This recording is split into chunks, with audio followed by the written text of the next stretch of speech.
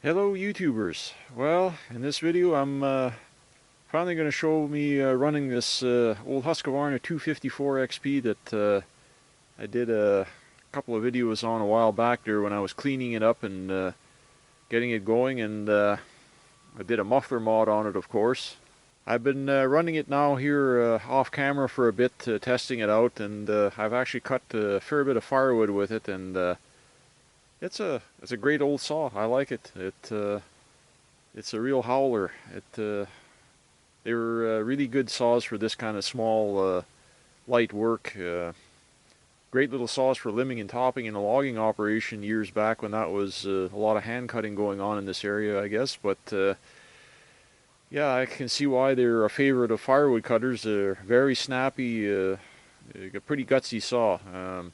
Now that I went ahead and opened up the muffler here and did my 3/4 inch port outlet here. Like I say, it's kind of ugly, but the saw is loud now. But yeah, it really boogies along though. It cuts good. So I got just an old Sandvik 18-inch bar with it's set up in 325, and I've got a still RS23 chain, not the 23 Pro thin kerf. This is still the old regular RS23. So this chain is about 3/4 wore down, but I got a pretty good sharpen on it, and it's cutting good. I've given it a couple of sharpenings there. I brought an old chain back to life and an old bar, and well, there you go, a firewood cutting rig. It works pretty good. And I got the Case 580K backhoe out here this evening. Here I'm gonna cut up here this got a dead poplar here that's all the bark is off of it, fell down with the wind.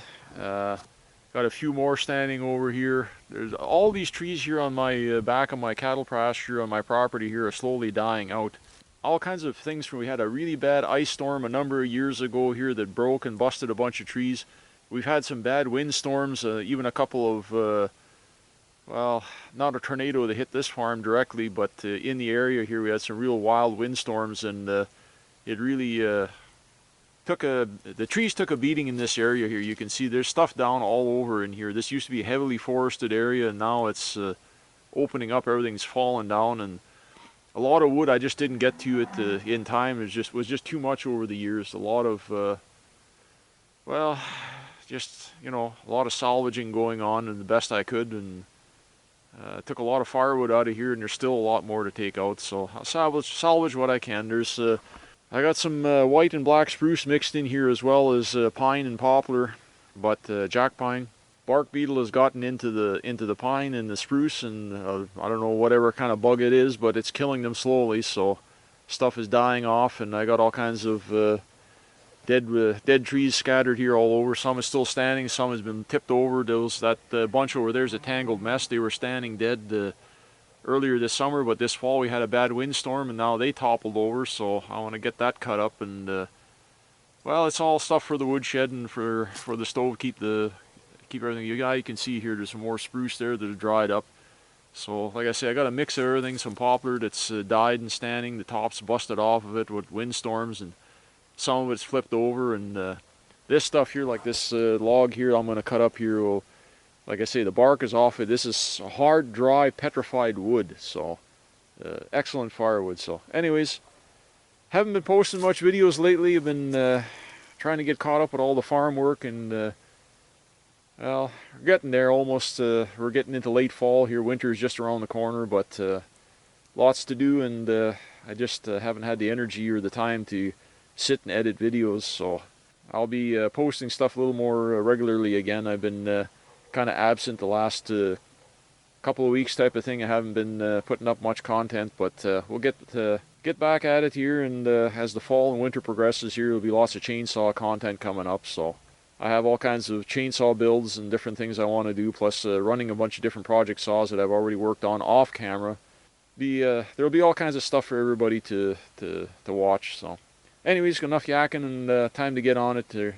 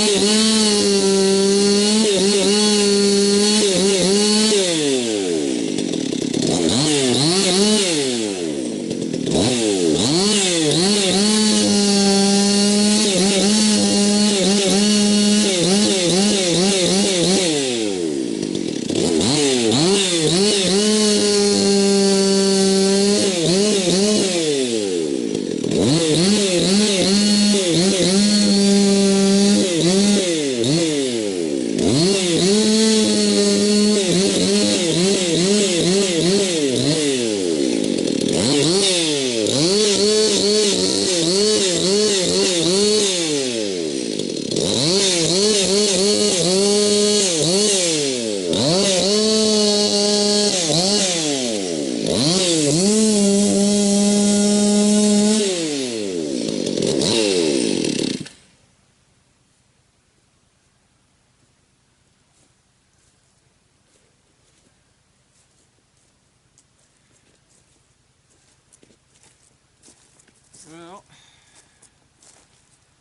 this thing rips pretty good for an old saw. Like I say, I can see why they were popular with the firewood crowd, but by opening up that muffler, I can tell you by modifying it there, that really woke it up. These saws have for whatever reason, the 254s had a really restrictive muffler on them.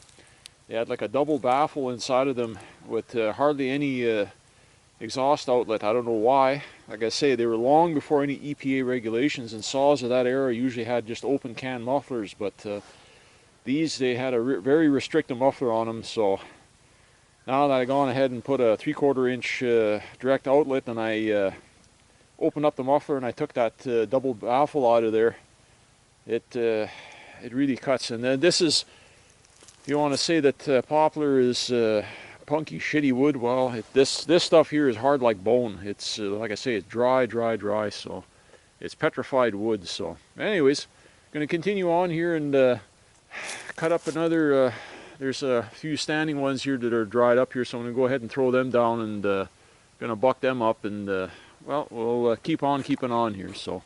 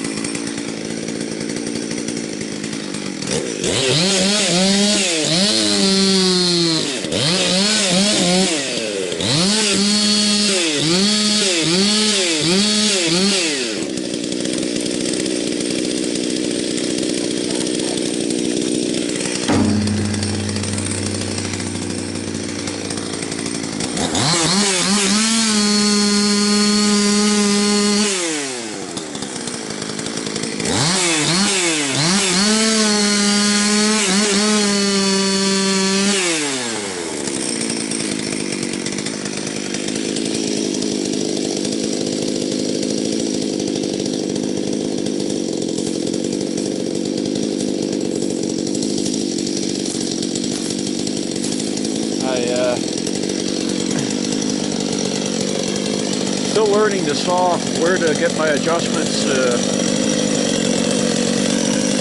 I might have to put a carb kit in it. Somebody claimed they had put a carb kit in, but I don't think so. Usually restarts with one pull. That's pretty good that way, but it's a little bit finicky on the jets, so it's getting enough fuel. It runs good when it cuts, but the idle's a little bit off, and it's not an air leak. It's in the carburetor. Just clip the bucket here. I dropped the tree here, but I want to get all my wood in one area here instead of having it scattered all over. Keep on.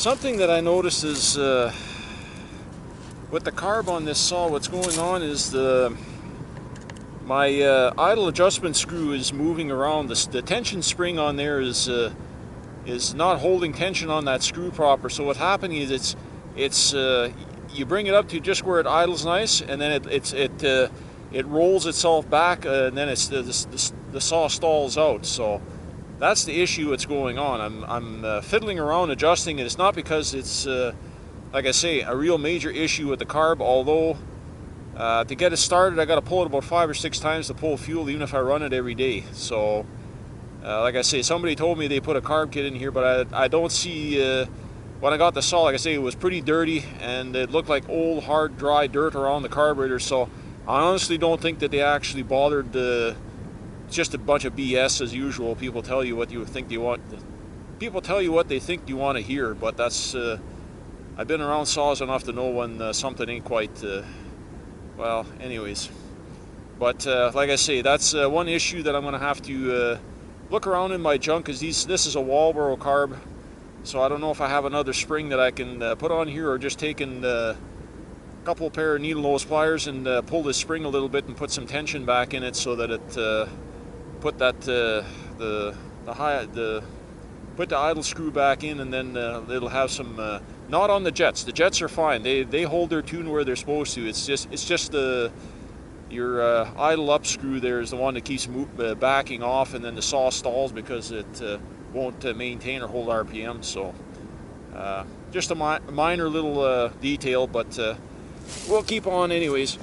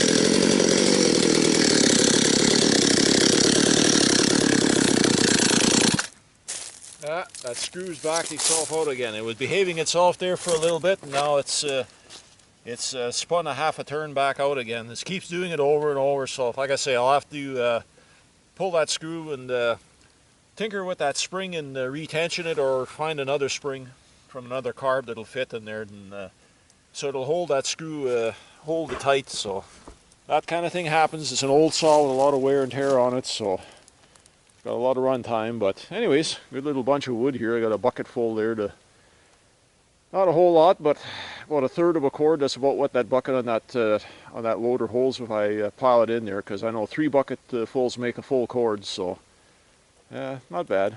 Anyways, I could probably squeeze one more tree in there. I got another dead stick standing right here, so I'm going to go ahead and throw this one down, and then we'll buck that up, and we'll have a pretty good little bunch of firewood there to haul over to the woodshed. So, like I say, lots of wood all over. You can see here the butt of these trees is rotten, and like I say, I chop a 18 or 2 foot, 18 inch or 2 foot piece off the butt there, and then I'm into hard dry wood. There's the odd little punky spot here and there, but overall that's still pretty decent stuff, though. I can't really complain. So it'll.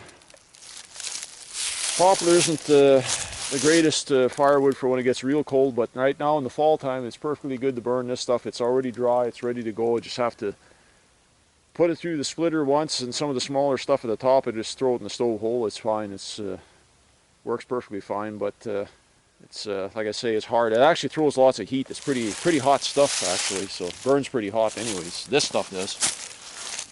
But anyways, yeah, the old 254 XP is alive and well, and still kicking it, so getting the job done.